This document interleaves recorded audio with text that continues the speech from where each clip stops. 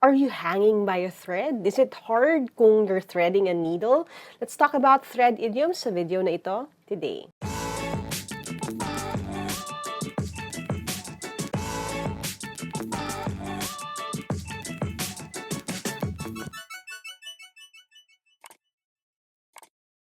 Hi there! Welcome to Team Lyqa, where we try to help you prepare for your next exam. And this video in particular is part of our series where we talk about different idioms, yung tinatawag nating idiomacy. So if you haven't seen the videos dun sa playlist na yon yet, we have a bunch. You can go ahead and click on the I button right there para makaka-catch up kayo. But today is going to be different kasi we're going to focus on idioms involving threads. Sakto din kasi kaka-launch lang ng threads. Pero hindi to sponsored video ha. I'm just thinking na, marami nga palang idioms na ganun. And yun ang pag-uusapan natin ngayon. Let's start with something that you may have heard already, yung common thread.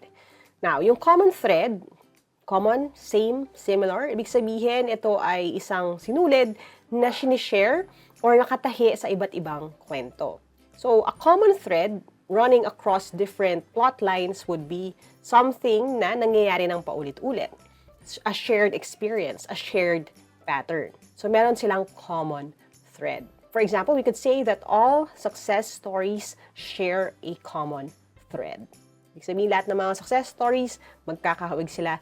They all share a common thread. Okay? When someone's hanging by a thread, ibig sabihin sila ay nasa isang dangerous or precarious situation. Imagine niyo kung nakabitin ka, tapos isang sinulid lang, yung may hawak sa'yo, hindi ba delikado yon? So we say you're hanging by a thread if malapit ka na talagang sumuko. For example, you could say, I'm desperate for help. I'm hanging by a thread right now. So sabi niya, kailangan niya na ng tulong kasi konting-konti na lang, bibigay na siya. Next, we have lose the thread. Now, ang idea here is that when you're spinning threads or yung nagkukwento ka, when someone loses the thread, L-O-S-E ha, iba yan sa L-O-O-S-E. And may video tayo niyan, ililink ko na lang din sa taas. Okay, yung pagkakaiba niyan. Pero to lose the thread is when someone is nagkukwento, nagsispin sila nitong kwento na ito, hindi ka nakasunod. So if you are confused or you fail to understand what they're saying, what they're talking about, siguro na-distract ka or nawala yung attention mo kaya hindi mo na naiintindihan, naiwan ka dun sa kwento, you could say that you lost the thread or you lose the thread if you don't listen carefully. For example, let's cut that part out. Viewers will lose the thread if you keep rambling on and on about unrelated things. Ibig sabihin, putulin na natin yan. Kung magkukwento ka sa mga hindi related na bagay, maliligaw or mawawala yung nakikinig. Na paano naman yung loose threads? As in L-O-O-S-E. Dalawa yung O. Yung loose threads, these are things or tasks left unfinished.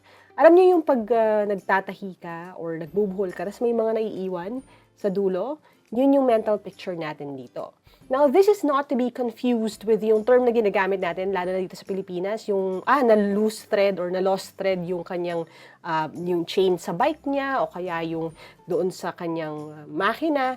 Hindi yan ito ha. Ang loose threads would be yung mga sinulid sa dulo when you're tying knots, tas may naiwan. So, kung merong unresolved na bagay, you call it loose threads. For example, the movie ended with so many loose threads. Natapos yung pelikula na maraming mga bagay ang hindi nila na-tie up well or hindi nila na-resolve, hindi na-explain. Parang puro bitin. Which leads us to the next idiom na pag-uusapan natin. What does it mean when you're tying up loose threads or to tie up loose threads? It's a lot like when you're tying up loose ends. It's when you resolve itong mga issues na ito, itong mga unresolved things, yung mga tasks na ito. So, kung kunwari, may isang malaking project, nagawa mo na yung bulk ng mga kailangan tapusin, pero may mga ilan pang kailangan pirmahan, kailangan i-file or i-print, ibig sabihin nun, you will need time to tie up those loose threads para ayusin ang lahat. An example would be, I can't quit my job without tying up loose ends. Ibig sabihin, may mga kailangan pa siyang ayusin. Hindi pa siya makakapag-resign agad. Next is threading a needle. When you thread a needle, di ba, parang kailangan mo na extreme na focus, kailangan mo maging maingat. Medyo tricky yung situation na yon para sa mga hindi ganun kalinaw ang mata or hindi ganun kagaling ang hand-eye coordination. So when you're threading a needle, ibig sabihin you're doing something difficult, tricky, or something that requires attention or focus. For example, I could say talking to Zandy feels like threading a needle when she hasn't had coffee. Ibig sabihin nun, kapag hindi pa nakakapagkape si Zandy, yung pakikipag-usap sa kanya, kailangan mo maging maingat kasi mainit pa yung ulo. Now, dito na tayo sa quick quiz. And if you're ready with your pen and paper, your timer starts now.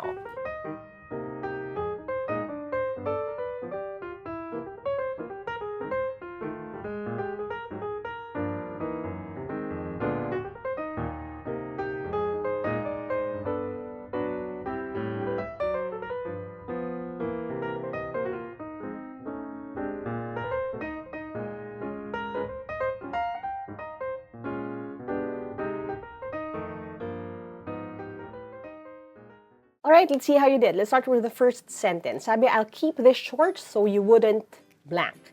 So, I'll keep this short. Ibig sabihin, hindi ko siya hahabaan, hindi ko hahabaan yung kwento ko, kasi baka may mangyari sa'yo.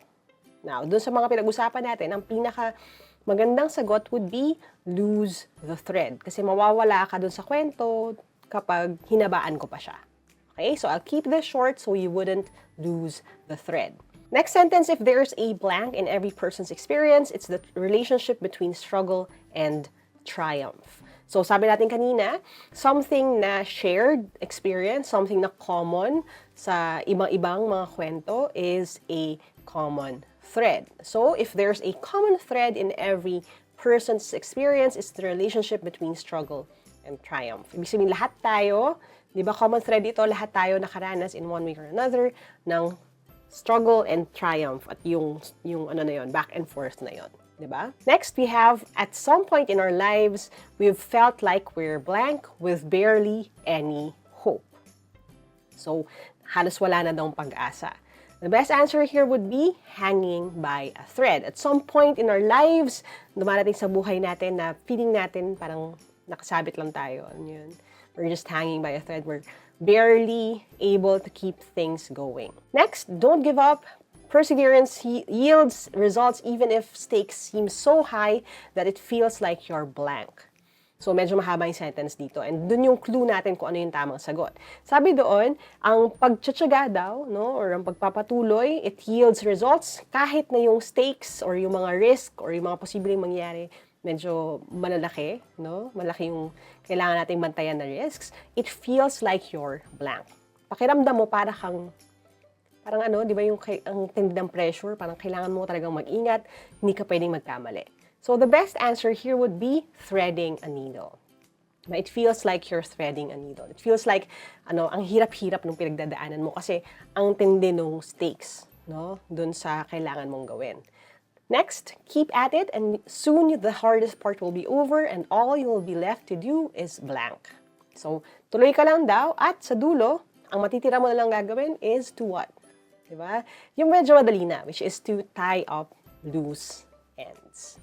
Tapos na yung malalaking bagay na kailangan gawin, maliliit na mga tasks na lang matitira. And all you have to do is to tie up loose ends. Okay? Okay, so again, yan yung mga sagot natin. I hope you got all of those correctly. If you didn't, that's okay. We have more time naman to practice. We have more videos for you. And pwede nyo namang balikan itong exercise na to after a few weeks pag nakalimutan nyo na siya and try again. Okay? And if you want extra exercise pa, we still have the workbook and the practice test available online. So you can message us sa ating Facebook page at m.me/Team Lyqa to get your own copy. And yes, hindi po siya available sa ibang mga online shopping platforms. Doon lang sa Facebook page because we try to make sure that the ones who get them really want them and really want to use them, lalo na with the limited stocks kasi ayoko na yung bibilin nyo lang siya kasi parang pampabuenas. Hindi, kailangan nyo talaga siyang gamitin. So if decided na kayo na gusto nyong bumili, go ahead and message us sa Facebook page. Okay? And of course, yung mga kumuha ng merch natin, available pa rin. Yung mga shirts like this, yung Never Stop Learning shirts, hoodies, etc. natin sa shop.teamlyqa.com. So salamat sa inyo lahat. And as you always see sa channel na to, kita naman, never stop learning. Adja, kaya niyan. I'll see you on my next video and bye for now.